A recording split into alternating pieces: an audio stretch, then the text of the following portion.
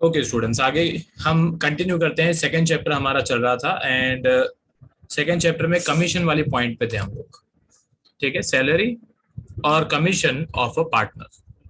तो normally salary जो है वो हमेशा आपको रुपीस में दी हुई होती है, अमाउंट में दी हुई होती है, या पर मंथली के फॉर्मेट में आपको दी हुई होगी। मतलब क्वेश्चन में बताया हुआ होगा कि सैलरी जो है वो है 5,000 रुपीज पर मंथ, या तो क्वेश्चन में लिखा हुआ होगा दी टोटल सैलरी इज 10,000 रुपीज या 55,000 रुपीज या 60,000 रुपीज या कोई भी अमाउंट।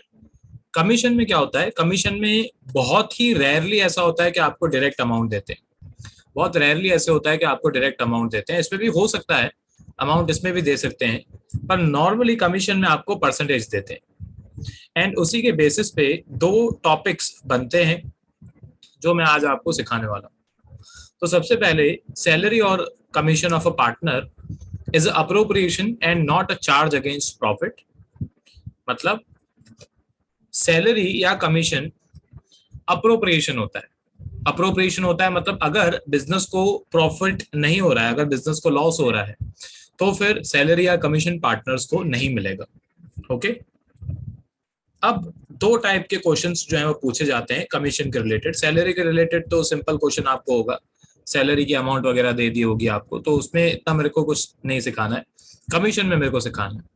ठीक है, तो सबसे पहले तो ये ऐसे लिखा हुआ होता है, commission is charge at dash dash percentage of net profit.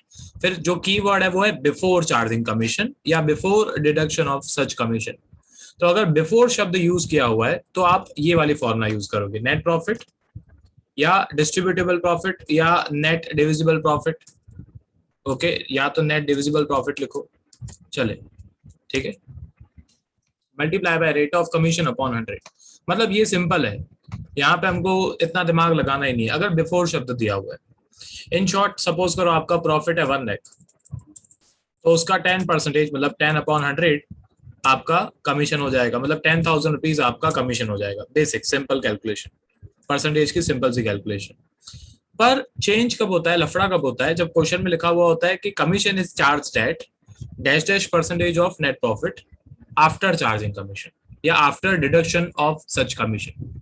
तो यहाँ पे ये वाली फॉर्मूला यूज होती है, commission equals to net profit. यहाँ पे सिर्फ नेट प्रॉफिट आप यूज कर सकते हो, यहाँ पे नेट डिस्ट्रीब्यूटेबल प्रॉफिट को आप यूज नहीं कर सकते हो। ओके, यहाँ पे सिर्फ नेट प्रॉफिट आएगा। ये भी मैं लिख देता हूं, note, if net distributable profit is given in the question, then first method is used, whether before or after is written। अगर आपको क्वेश्चन में कभी नेट डिस्ट्रीब्यूटेबल प्रॉफिट देते हैं, एनडीपी देते हैं, तो भले ही बिफोर लिखा हुआ हो या आफ्टर लिखा हुआ हो, आप फर्स्ट वाली मेथड से ही एक तरीके से कमीशन निकालोगे, मतलब डायरेक्टली आपको 10/100 कर देना है। अच्छा, अब आफ्टर शब्द लिखा हुआ होता है तो फॉर्मूला ये वाली लगती है, net profit multiply by rate of commission upon 100 plus rate of commission. In short, मैं ये भी बताऊंगा आपको ये फॉर्मूला कैसे आई, पर सपोज करो क्वेश्चन में लिखा हुआ है, 2 मिनट को, ये इमेज मेरे को नहीं चाहिए, इक्वेशन चाहिए।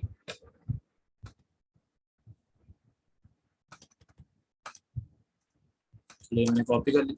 हाँ, अब सपोज करो कि आपको क्वेश्चन में नेट प्रॉफिट दिया हुआ है 1,65,000 एंड क्वेश्चन में लिखा हुआ है commission is charge eight 10% of net profit after charging commission, या क्वेश्चन में लिखा हुआ होगा after deduction of such commission. तो आप लिखोगे 10/110। ओके, तो आपका आंसर आएगा इक्वल्स टू, मैं यहाँ पे कैलकुलेट कर लेता हूँ, 1,65,000 मल्टीप्लाई बाय 10/110, इसका आंसर आ रहा है 15,000 रुपीज। तो ये है आपका कमीशन। अब इस पे ऑब्वियसली अगर आप डायरेक्टली 10% निकालोगे तो आंसर आएगा 16,500, जो कि गलत है। ठीक है, तो डायरेक्टली 16,500 का 10 निकालोगे तो गलत आएगा।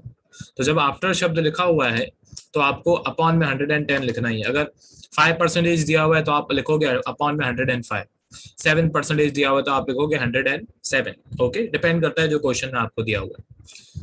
हाँ, अब सपोज करो आपको नेट डिस्ट्रीब्यूटेबल प्रॉफिट दिया हुआ है, मतलब नेट डिस्ट्रीब्यूटेबल प्रॉफिट कैसे निकालेंगे, नेट प्रॉफिट में से कमीशन माइनस करके। तो आपका आंसर आएगा 1,50,000। ठीक है, तो अगर आपको ये 1,50,000 क्वेश्चन में दिया हुआ है तो आप डायरेक्टली इस पे पहले वाली मेथड ही निकालोगे, भले आपको क्वेश्चन में आफ्टर दिया हुआ है। मतलब अगर 1,50,000 नेट डिस्ट्रीब्यूटेबल प्रॉफिट आपको दिया हुआ है तो आपको 1,50,000 का 10% निकालना है, तो आपका 15,000 ही आएगा डायरेक्टली। चलो ये तो मैंने कैलकुलेशन बता दी। अब मैं ये बताता हूँ कि ऐसा हमने क्यों किया, इसका रीजन क्या है, ये वाली फॉर्मूला कैसे आई, क्योंकि वो भी मेरे को बताना इंपॉर्टेंट है। मैं अपनी तरफ से हमेशा ये ट्राई करता हूँ जितना हो सके डिटेल में जाऊँ। तो अब क्या होता है यहाँ पे लोग कहना क्या चाहते हैं मैं वो समझाता हूँ। क्वेश्चन में लिखा हुआ है 10% of net profit after charging commission. In short ये लोग बोलना चाहते हैं, अगर मैं थोड़ा सा सिंप्लीफाई करूं तो ये लोग बोलना चाहते हैं कि प्रॉफिट के ऊपर कमीशन निकालो, पर उस प्रॉफिट में वो कमीशन इंक्लूडेड है। मतलब सपोज करो हमारा प्रॉफिट है 100%, सपोज करो हमारा प्रॉफिट है 100%, उस प्रॉफिट के अंदर 10% कमीशन इंक्लूडेड है, इसका मीनिंग ये है। तो टोटल हमको जो प्रॉफिट दिया हुआ होता है इस टाइप के क्वेश्चन में वो हो जाता है 110%। तो फिर यहाँ पे एक्चुअल में मैं आपसे क्रॉस मल्टीप्लीकेशन ही करवा रहा हूँ, मतलब 1,65,000 इज इक्वल्स टू 110%। तो मैं ये कैलकुलेट करता हूँ व्हाट इज द 10%, तो ये हो जाता है 1,65,000 मल्टीप्लाई बाय 10 अपॉन में 110। तो ये इसका मीनिंग है, ये इसका मीनिंग है, ठीक है, ये इसका रूट है। इसका मतलब ये होता है आफ्टर चार्जिंग कमीशन का कि प्रॉफिट के अंदर कमीशन की अमाउंट इंक्लूडेड है। मैं वापस रिपीट करता हूँ, प्रॉफिट के अंदर कमीशन की अमाउंट इंक्लूडेड है, पहले उसको हटाओ फिर प्रॉफिट या कमीशन कैलकुलेट करो, पर हम डायरेक्टली कमीशन कैलकुलेट करते हैं। ओके, यहाँ पे लिखा हुआ है आफ्टर चार्जिंग कमीशन, मतलब पहले ये लोग बोलते हैं कि कमीशन हटाओ फिर कमीशन चार्ज करो, पर हम डायरेक्टली कमीशन चार्ज करते हैं। तो ये इसका मीनिंग है। अब इसके बेसिस पे एक दो एग्जांपल्स मैं आपको करवाता हूँ। तो सबसे पहले है एग्जांपल 13, आपकी स्क्रीन पे आपको दिख रहा होगा क्वेश्चन, मैं थोड़ा और एनलार्ज कर देता हूँ, थोड़ा बड़ा देखे। यहाँ पे लिखा हुआ है X and Y are partners in a firm, X is to get 10% of commission of 10% of net profit before charging any commission। तो यहाँ पे की वर्ड है before, यहाँ पे की वर्ड जो है वो है before charging any commission। And उसके बाद लिखा हुआ है Y is to get commission of 10% on net profit after charging commission। तो यहाँ पे की वर्ड है after charging commission। फिर लिखा हुआ है net profit for the year ended on 31st March 2021 is 55,000। Find the commission of X and Y and also show the distribution of profit। तो पूरा डिस्ट्रीब्यूशन भी हमें बताना है कि किस तरीके से प्रॉफिट डिस्ट्रीब्यूट करेंगे। तो सबसे पहले तो एक फॉर्मेट में बना देता हूँ, profit and loss appropriation account. 2 minute में मैं बना देता हूँ फॉर्मेट। मैंने profit and loss appropriation account यहाँ पे बना दिया है एंड इसके इफेक्ट्स मैं इस अकाउंट से ही शो करूंगा, क्योंकि क्वेश्चन में बोला हुआ है प्रॉफिट किस तरीके से डिस्ट्रीब्यूट होगा वो भी बताओ। तो सबसे पहले तो क्वेश्चन में लिखा हुआ है नेट प्रॉफिट जो था वो था 55,000। तो नेट प्रॉफिट पीएनएल अप्रोप्रिएशन में हम लिखेंगे क्रेडिट साइड पे, मैं यहाँ पे लिखूंगा बाय नेट प्रॉफिट, ब्रैकेट में मैं लिखूंगा transferred from profit and loss account, and यहाँ पे आउटर कॉलम में मैं लिखूंगा 55,000 रुपीज। ठीक है, अब और कोई इनकम है नहीं तो यही 55,000 रुपीज मैं यहाँ पे क्रेडिट साइड पे टोटल में भी लिख दूंगा एंड वही मैं डेबिट साइड पे भी लिख देता हूँ 55,000 रुपीज। हाँ, अब यहाँ पे है कमीशन, 2 लोगों का कमीशन, तो यहाँ पे मैं लिखूंगा टू कमीशन अकाउंट। यहाँ पे है एक्स का कमीशन एंड यहाँ पे है वाई का कमीशन, उसकी कैलकुलेशन मैं नीचे करूंगा। ठीक है, कैलकुलेशन मैं उसकी नीचे करूंगा, यहाँ पे मैं लिख देता हूँ कैलकुलेशन ऑफ कमीशन। ध्यान से समझो, सबसे पहले एक्स का कमीशन कैलकुलेट करते हैं। क्वेश्चन में लिखा हुआ है कि एक्स का कमीशन जो है वो है बिफोर प्रॉफिट। ठीक है, तो उस पर पहले वाली फॉर्मूला लगेगी 55,000 मल्टीप्लाई बाय कितना परसेंटेज था, 10% था, 10%। तो बिफोर वाली फॉर्मूला लगेगी 55,000 मल्टीप्लाई बाय 10 अपॉन 110 सॉरी 10। तो इसका आंसर आएगा इक्वल्स टू ₹5500। ठीक है, ये इसका आंसर आ गया 5500 रुपीज, वो मैंने यहाँ पे लिख दिया। 5500 रुपीज एक्स का कमीशन है। अब उसके बाद आगे बढ़ते हैं, कैलकुलेशन ऑफ कमीशन, ये है एक्स का कमीशन। उसके बाद यहाँ पे लिख देते हैं वाई का कमीशन। ठीक है, तो वाई के कमीशन की फॉर्मूला लगेगी सबसे पहले 55,000। अब जैसे कि क्वेश्चन में लिखा हुआ है after charging commission, after charging all the commission, तो सबसे पहले तो ये जो पहला कमीशन है 5500, वो इसमें से मैं माइनस करूंगा। पहला कमीशन जो है वो 5500 इसमें से माइनस होगा, क्योंकि क्वेश्चन में लिखा हुआ है after charging all the commission, तो ये पहले कमीशन चार्ज कर दिया मैंने। अब इसके बाद हमारी formula multiply by 10 and upon में क्या आएगा 110, तो ये हो जाएगा therefore y equals to 55,000 minus 5500, तो ये कितना आ रहा है, ये आ रहा है 49500, 49500 मल्टीप्लाई बाय 10 अपॉन 110।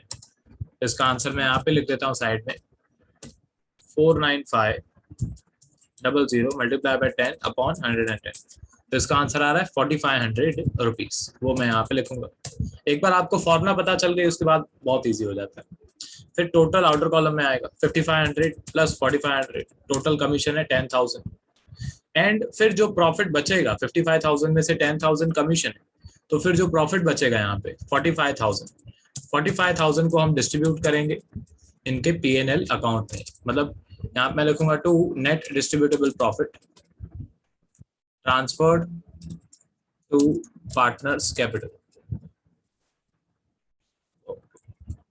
यहाँ पे मैं लिख देता हूँ to partners capital and bracket में मैं यहाँ पे लिख देता हूँ फिर ऑपरेट। उसके बाद यहाँ पे मैं लिखूंगा x एंड उसकी अमाउंट, एंड फिर यहाँ पे मैं लिखूंगा y एंड उसकी अमाउंट। ठीक है, मैं साइड बाय साइड लिख देता हूँ, आप नीचे लिखें। अब उसके बाद इनका P&L रेशियो क्वेश्चन में दिया हुआ था, नहीं दिया हुआ था। ठीक है, तो अब पार्टनरशिप डीड के अकॉर्डिंग अगर आपको P&L रेशियो नहीं दिया हुआ होता है तो हम अज्यूम करते हैं कि P&L रेशियो है 1:1, तो 45,000 के दो टुकड़े होंगे इक्वल पार्ट्स, 45,000 अपॉन 2, तो 22,500 उसमें से x को मिलेगा, 22,500 उसमें से मिलेगा x को, एंड वही 22,500 मिलेगा y को। ठीक है, तो ये इनका कैलकुलेशन हो गई, पूरी अप्रोप्रिएशन की मैंने कैलकुलेशन आपको बता दी। तो है ये बेसिक सम, इसमें कोई इतनी ज्यादा रॉकेट साइंस नहीं लगानी है हमको, बस फॉर्मूला पता होनी चाहिए। तो ये फॉर्मूला है मैं एक बार ये भी स्क्रॉल कर देता हूँ, ये फॉर्मूला है, पॉज करके लिखते जाओ। फिर ये एग्जाम्पल 13 है,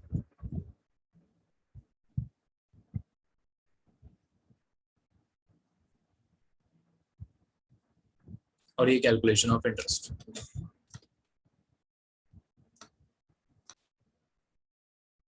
ओके स्टूडेंट्स, आगे कंटिन्यू करते हैं। एग्जाम्पल 14 कमीशन वाली पॉइंट ही है ये भी। अब एग्जाम्पल 14 में यहाँ पे लिखा हुआ है salary and commission to partners and distribution of profit, तो सैलरी भी दी हुई है। इनको लगता है सैलरी से पता नहीं है सम कितना हार्ड बना देंगे। ठीक है, ओके। अब यहाँ पे लिखा हुआ है Pawan and Parul are partners in a firm. Pawan is entitled to a salary of 30,000 per month and commission of 10% of net profit. Keyword है before charging any commission. फिर लिखा हुआ है Parul is entitled to a salary of 50,000 per annum, पूरे साल की 50,000 है, हर महीने की 50,000 नहीं, पूरे साल की 50,000 है। एंड कीवर्ड है यहाँ पे क्वेश्चन में लिखा हुआ है commission of 8% of net profit after charging commission. फिर लिखा हुआ है profit after partners salary but before commission for the year ended on 31st March 2021 was 5,50,000। In short net profit question में आपको दिया हुआ है नेट प्रॉफिट ब्रैकेट में transferred from P&L account, amount में आएगा 5,50,000, मैंने यहाँ पे लिख दिया अमाउंट में 5,50,000।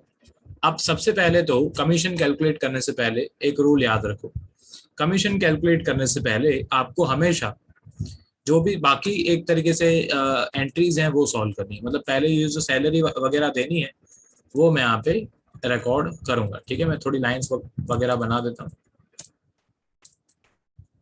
जरूरत पड़ेगी। ठीक है, तो अब मैं सबसे पहले यहाँ पे लिखूंगा टू सैलरी, एंड सैलरी जो है वो दोनों पार्टनर्स को मिलने वाली है। ठीक है, सैलरी पवन को भी मिलने वाली है एंड सैलरी पारुल को भी मिलने वाली है। ठीक है, Pawan and Parul, Pawan and Parul. Calculation भी मैं चलो इसकी यहाँ पे लिख देता हूँ। तो पवन की जो सैलरी है वो 30,000 पर मंथ है, 30,000 इंटू 12। तो 30,000 इंटू 12, इसका आंसर आएगा 30 इंटू 12, 36,000, 3,60,000 सॉरी। एंड पारुल की सैलरी है 50,000 एनुअल, मतलब पूरे साल की 60,000, 50,000 सैलरी है। तो टोटल सैलरी हो जाएगी 3,60,000 प्लस 50,000, टोटल सैलरी हो जाएगी 4,10,000। उसके बाद ये सैलरी की पॉइंट हो गई, बस इतनी है, सैलरी में और कुछ नहीं होता है। ओके, हाँ, अब इसके बाद कमीशन की पॉइंट हम सॉल्व करते हैं। तो सबसे पहले तो ये 5,50,000 मैं दोनों साइड पे लिखूंगा टोटल 5,50,000, यहाँ पे मैंने लिख दिया 5,50,000। उसके बाद यहाँ पे 4,10,000 जो है उसमें से सैलरी, तो 5,50,000 में से 5,50,000 में से 4,10,000 जो है वो सैलरी है। बाकी 2 मिनट, 1,40,000 आ रहा है, मेरे को मिस्टेक है।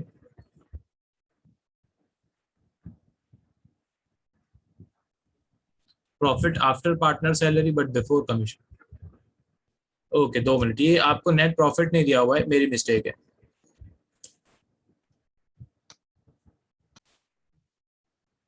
क्वेश्चन में लिखा हुआ है प्रॉफिट आफ्टर पार्टनर से सैलरी बट बिफोर कमीशन, तो वो वाला प्रॉफिट मेरे को चाहिए ही नहीं। 2 मिनट को इसको मैं हटा देता हूँ।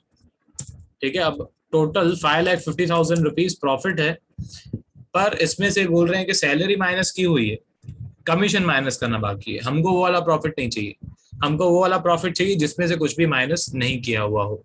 तो इसमें सैलरी जो है वो मैं प्लस कर देता हूँ 4,10,000, तो फिर ये आ रहा है 9,60,000। वही 9,60,000 मैं यहाँ पे भी लिखूंगा 9,60,000, एंड वही 9,60,000 मैं यहाँ पे भी लिखूंगा 9,60,000। हाँ, अब उसके बाद हम कमीशन कैलकुलेट कर सकते हैं। ठीक है, अब 9,60,000 में से अब हम कमीशन कैलकुलेट कर सकते हैं। ठीक है, मतलब एक्चुअल जो कमीशन निकलेगा वो डिफरेंस पे निकलेगा। मतलब ये जो 9,60,000 है, 9,60,000 पे सबसे पहले मैं यहाँ पे लिख देता हूँ टू कमीशन, यहाँ पे मैंने लिख दिया टू कमीशन। कमीशन में मैं यहाँ पे लिखूंगा पवन, फिर यहाँ पे मैं लिखूंगा पार। अब पवन का जो इंटरेस्ट ऑन कमीशन है वो क्वेश्चन में लिखा हुआ है बिफोर 10%, दोनों का परसेंटेज भी अलग है, तो ध्यान देना। तो सबसे पहले तो 9,60,000 का मैं साइड में कैलकुलेशन भी कर देता हूँ, पवन के लिए कैलकुलेशन। तो 9,60,000 का मल्टीप्लाई बाय 10/100, तो ये होगा 96,000 रुपीज। ठीक है, ये होगा 96,000 रुपीज, वो मैंने इनर कॉलम में यहाँ पे लिख दिया, पवन में 96,000 रुपीज। उसके बाद पारुल में पहले 96,000 रुपीज में से जो कमीशन है वो हम माइनस करेंगे 96,000। उसके बाद क्योंकि आफ्टर शब्द लिखा हुआ है 8%, तो ये हो जाएगा 8/108। तो इसकी कैलकुलेशन हो जाएगी 9,60,000 माइनस 96,000, तो ये होता है 8,64,000, एंड 8,64,000 पे मल्टीप्लाई बाय 8/108 करेंगे, तो ये आ रहा है 64,000 रुपीज। अब टोटल आउटर कॉलम में जाएगा 96,000 प्लस 64,000 रुपीज, तो टोटल आ रहा है 1,60,000 रुपीज। मैं एक बार वापस से रिपीट करता हूँ, क्वेश्चन में आपको 5,50,000 दिया हुआ था जो कि हमारे कोई भी काम का नहीं है। क्वेश्चन में लिखा हुआ था कि इसमें से सैलरी माइनस की हुई है, तो हमने सैलरी प्लस कर दी, तो ये हमारा नेट प्रॉफिट आ गया 5,50,000 प्लस सैलरी 4,10,000। तो 9,60,000 दोनों साइड पे लिखा मैंने, फिर सैलरी मैंने लिख दी यहाँ पे 4,10,000।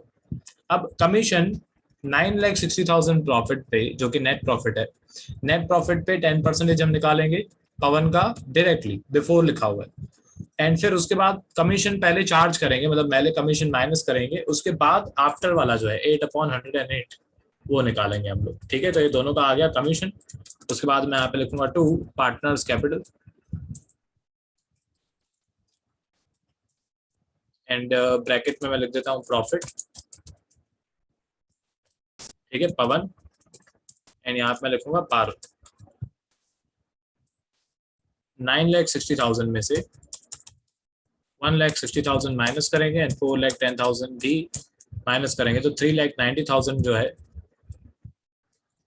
ओके वो हमारा प्रॉफिट आ रहा है। ये हम डिस्ट्रीब्यूट करेंगे इनके पीएनएल रेशियो में। पीएनएल रेशियो क्वेश्चन में दिया हुआ है, पीएनएल रेशियो क्वेश्चन में नहीं दिया हुआ है, तो वापस से वही, क्वेश्चन में पीएनएल रेशियो नहीं दिया हुआ हो तो आप अज्यूम करोगे कि पीएनएल रेशियो इक्वल है, 1:1 है। तो दोनों को 3,90,000 मल्टीप्लाई बाय 1/2, 3,90,000 मल्टीप्लाई बाय 1/2 मिलेगा। तो ये पीएनएल अप्रोप्रिएशन अकाउंट मैंने बना दिया। एक बार मैं स्क्रॉल कर देता हूँ, ये एग्जाम्पल 14 है, ये है profit and loss appropriation account, and side में उसकी कैलकुलेशन, इंटरेस्ट की कैलकुलेशन। ये इंपॉर्टेंट है, एमसीक्यूज में टर्म 1 में ये पूछ सकते हैं, ठीक है, ये इंपॉर्टेंट। पॉज करके लिखो। ओके स्टूडेंट्स, अभी हमारा न्यू टॉपिक है इंटरेस्ट ऑन कैपिटल। अब इंटरेस्ट ऑन कैपिटल जो है उसका यहाँ पे मैंने आपके टेक्स्ट बुक में से इमेज डाला हुआ है। इंटरेस्ट ऑन कैपिटल जो है वो एक टाइप की कंपेंसेशन है जो कि पार्टनर को दी जाती है उसके कैपिटल के लिए, ठीक है। मतलब बिजनेस कैपिटल को एक टाइप का लोन समझता है एंड फिर पार्टनर को उस कैपिटल के या उस लोन के बेसिस पे इंटरेस्ट पे करता है, ठीक है। अब जैसे इंटरेस्ट ऑन ड्राइंग्स होता है वैसे ही इंटरेस्ट ऑन कैपिटल होता है एक अप्रोप्रिएशन। मतलब अगर बिजनेस में एक तरीके से लॉस है तो इंटरेस्ट ऑन कैपिटल जो है वो नहीं मिलेगा। अच्छा, अब अगर पार्टनर एडिशनल कैपिटल लेके आता है, कभी अगर पार्टनर 20 साल में एडिशनल कैपिटल लेके आता है, तो सपोज करो अगर वो कैपिटल लेके आया है 1/7 को, तो 1/7 के बाद जितने महीने बच गए 1, 7, 8, 9, 10, 11, 12, 1, 2, 3, टोटल 9 महीने, तो 9 महीने का उसे इंटरेस्ट ऑन कैपिटल जो है वो मिलेगा, एडिशनल कैपिटल अगर वो लेके आया है। ऑब्वियसली अगर कभी पार्टनर ने कैपिटल विड्रॉ किया, सपोज करो पार्टनर ने कैपिटल विड्रॉ कर लिया है 1/7 को, तो सपोज करो अगर 1/7 को ही पार्टनर ने कैपिटल विड्रॉ कर लिया, तो जब तक उसने कैपिटल विड्रॉ नहीं किया तब तक का उसको इंटरेस्ट मिलेगा। मतलब फिर 1/7 के बाद होते हैं 9 महीने, तो 1/7 से पहले होते हैं 3 महीने, तो उसे जो पहले वाले 3 महीने हैं उसका इंटरेस्ट जो है वो हम पे करेंगे। अब यहाँ पे उसका एक एग्जाम्पल दिया हुआ है, ये मेरे को नहीं समझाना है, परसेंटेज निकालना सिखा रहे हैं, ठीक है। वो मैं अज्यूम करूंगा कि परसेंटेज निकालना आपको आता है, ठीक है। उसके बाद है रीजंस और justification for allowing interest on capital, theory के लिए इंपॉर्टेंट है। तो when capital of partners are different but profit share is equal, होता क्या है, अब अगर पार्टनर्स के कैपिटल अलग अलग है, सपोज करो ए बी सी 3 पार्टनर्स हैं, उसमें तीनों के कैपिटल अलग अलग है। अब ए जो है उसने ज्यादा कैपिटल लगाया है बी और सी से, और अगर प्रॉफिट शेयर इक्वल है तो ए को तो बुरा लगेगा, ए को लगेगा कि यार मैं पैसे ज्यादा लगा रहा हूँ, मेहनत सब सेम कर रहे हैं, मैं पैसे ज्यादा लगा रहा हूँ, फिर भी मेरे को उतना ही प्रॉफिट मिल रहा है जितना बी और सी को मिल रहा है। तो अब इंटरेस्ट ऑन कैपिटल वहां पे एक तरीके से कंपेंसेट करता है ए को। मैं समझाता हूं आपको, सपोज करो ए ने ज्यादा कैपिटल लगाया, ठीक है, तो ए को इंटरेस्ट ऑन कैपिटल भी ज्यादा मिलेगा। अब क्योंकि ए ने ज्यादा पैसा लगाया है, कैपिटल लगाया है, तो उसे इंटरेस्ट ऑन कैपिटल भी ज्यादा ही मिलेगा। तो एक तरीके से वो एक कंपेंसेशन हो जाएगी, क्योंकि प्रॉफिट इक्वल मिल रहा है सबको, पर क्योंकि इंटरेस्ट ऑन कैपिटल ए को ज्यादा मिल रहा है तो वो एक टाइप की कंपेंसेशन हो जाएगी। तो इसीलिए इंटरेस्ट ऑन कैपिटल निकालते हैं। दूसरा, when capital of partners are not same and profit share is not equal, तो ये तो डिपेंड करता है, अगर कैपिटल भी सेम नहीं है, प्रॉफिट एंड लॉस रेशियो भी इक्वल नहीं है, तो फिर वो डिपेंड करता है, कैलकुलेशन करनी पड़ेगी। अच्छा, तीसरा है capital increases the earning capacity of the firm. Obviously capital जो है वो बिजनेस की अर्निंग कैपेसिटी बढ़ाता है। बिजनेस में ऑब्वियसली जितना ज्यादा कैपिटल होगा उतना ज्यादा हमारी परचेजिंग पावर होगी, जितना ज्यादा कैपिटल होगा एक तरीके से उतनी ज्यादा हमारी परचेजिंग पावर एंड उतनी हमारी लिक्विडिटी ज्यादा होगी, ठीक है। एंड पार्टनर्स के लिए भी एक टाइप की मैं बोल सकता हूं कि ये कंपेंसेशन होती है, पार्टनर्स के लिए भी एक टाइप का इंसेंटिव होता है कि वो अपना पैसा बिजनेस में लगाएं। मैं एक एग्जांपल देता हूं, सपोज करो आपके बिजनेस पे इंटरेस्ट ऑन कैपिटल पूरे साल का मिलता है 10%, पूरे साल का इंटरेस्ट ऑन कैपिटल आपको मिलता है 10%। अब बाहर अगर आप किसी बैंक में एफडी कराते हो तो एफडी पे मुश्किल मुश्किल से 5 या 6% मिलता है, मेरे को एग्जैक्टली नहीं पता है, पर 5 या 6% मिलता है पूरे साल का पर एनम।